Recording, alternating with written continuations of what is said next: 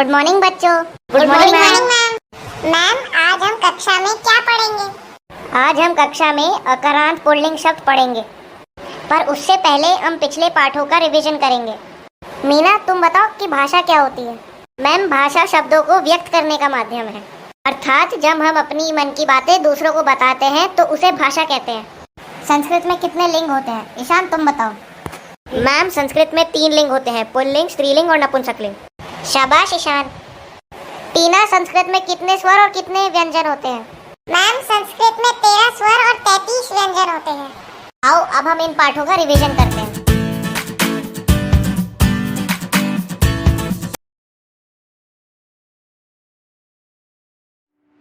नमस्कार प्यारे बच्चों, स्वस्थ रहें, मस्त रहें और खुश रहें। अब तक हम अपनी पुस्तक वेदवाणी के 3 पाठ भाषा, लिंग और वचन पढ़ चुके हैं। सबसे पहले भाषा में हमने वर्णों का ज्ञान प्राप्त किया। वर्ण 2 प्रकार के हैं, स्वर और व्यंजन, जिनमें स्वर 13 होते हैं और व्यंजनों की संख्या 33 है। फिर लिंग पाठ में हमने 3 प्रकार के लिंगों का ज्ञान प्राप्त किया, पुल्लिंग, स्त्रीलिंग और नपुंसकलिंग। बच्चों, पुल्लिंग पुरुष जाति का बोध कराते हैं, जैसे रामः, बालः, नरः आदि। स्त्रीलिंग से स्त्री जाति का बोध होता है, जैसे बालिका, लता आदि। इसके अन्य उदाहरण भी आपको पहले दिए जा चुके हैं। नपुंसकलिंग से न तो पुरुष जाति का बोध होता है और न स्त्री जाति का, इसीलिए ये नपुंसकलिंग कहलाते हैं। उदाहरण में पुस्तकम, फलम आदि इसके उदाहरण हैं। बच्चों, वचन पाठ में हमने एक वचन, द्विवचन और बहुवचन का ज्ञान प्राप्त किया। एक वचन द्वारा एक वस्तु, द्विवचन द्वारा 2 वस्तुओं और बहुवचन द्वारा 3 से अधिक वस्तु का ज्ञान प्राप्त होता है। बच्चों, आज हम अपने नए पाठ 4 का अध्ययन शुरू करते हैं, जिसका नाम है अकारांत पुल्लिंग शब्दः।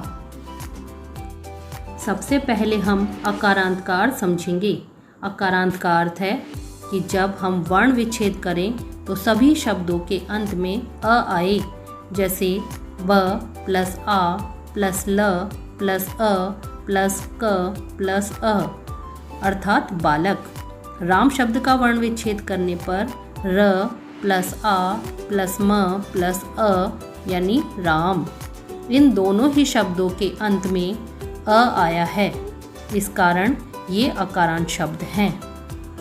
आपने अपने आसपास सभी लड़कों के नाम सुरेश, महेश, गणेश, अनुराग आदि सुने होंगे।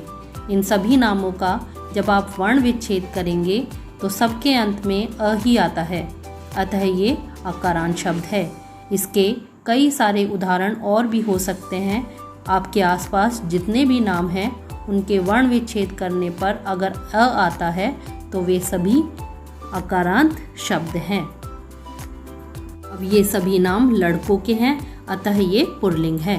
पुल्लिंग शब्दों की परिभाषा के अनुसार पुरुष अर्थात सभी आदमी और लड़के इसके अंतर्गत ही आते हैं, जैसे नृपः, राजा, पर्वतः पहाड़, सूर्य आदि पुल्लिंग शब्दों के उदाहरण हैं। अब हमें अकारांत पुल्लिंग शब्दों के वचन पढ़ने हैं। वचन 3 प्रकार के होते हैं, एक वचन, द्विवचन और बहुवचन। बालकः एक वचन का उदाहरण है, बालको 2 द्विवचन का उदाहरण है और बालकः बहुवचन का उदाहरण है। इस तरह तीनों वचनों में इनके एक वचन, द्विवचन और बहुवचन में बालकः, बालको, बालकः बनेंगे। इसी तरह सभी अकारांत पुल्लिंग शब्दों के रूप इसी तरह से बनेंगे। बालक शब्द के एक वचन में बालक के विसर्ग लगा देने से वह एक वचन का रूप अर्थात बालकः बनेगा। द्विवचन के रूप में बालको यानी ओ लगा देने पर वह द्विवचन का रूप बनेगा और बहुवचन में आ लगाकर विसर्ग लगाने से वह बहुवचन का रूप बन जाएगा।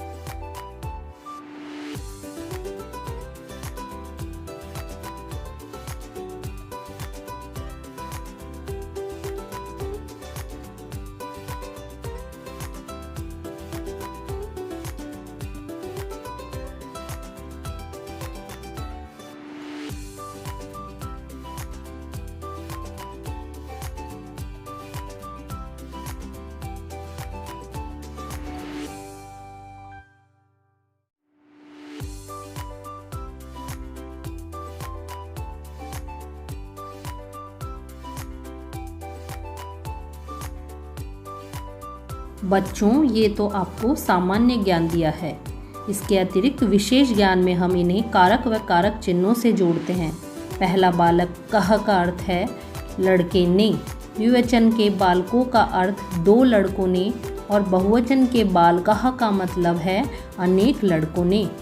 जब हम इन्हें वाक्यों में जोड़ेंगे तब हमें इन कारक व कारक चिन्हों का ज्ञान होना आवश्यक है। इसके लिए आपको हिंदी में पढ़ाए कारक व कारक चिन्हों का ज्ञान अति आवश्यक है। पुस्तक में हमें अकारांत पुल्लिंग शब्द के कई सारे उदाहरण दिए गए हैं, उन्हें याद करना है।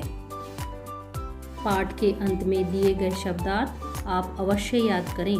प्यारे बच्चों, पढ़ाए गए सभी पाठों को आप याद करते रहें। जब भी हमारे विद्यालय खुलेंगे तब हम इन्हें रिवाइज भी कर लेंगे। प्यारे बच्चों, संस्कृत विषय को देखते हुए मैं आपको लगातार वीडियो के माध्यम से जानकारी देती रहूँगी। अगर आपकी कोई और समस्या हो तो आप मुझसे पूछ सकते हैं। सी यू अगेन बच्चों, बाय।